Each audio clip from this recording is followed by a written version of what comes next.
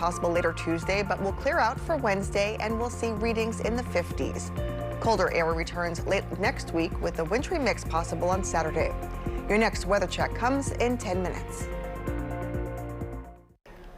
Advocates for NYCHA residents are calling for increased funding following the release of some alarming statistics about bedbugs and roach infestation in city public housing. New York One's Ron Lee is on the scene at the Grant houses in Harlem with more. Ron.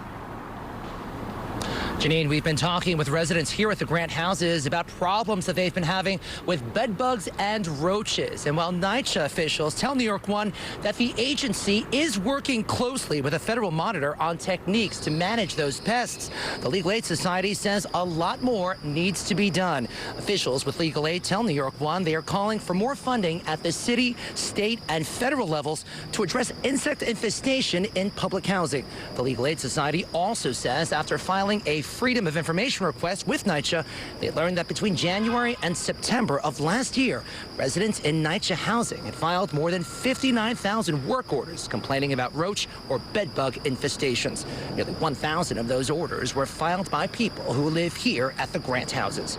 Now, one woman tells us she sees the most roaches in her apartment at nighttime, and she informed us that she also has a severe bedbug issue.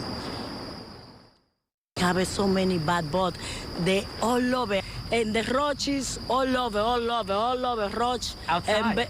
No, in the house, Inside. in this house, by the sink, by the, everywhere roaches. Meantime, Legal Aid says the housing authority took about 9 days on average to remediate most residents' complaints last year about bedbugs and roaches. In Manhattan, Ron Lee, New York One.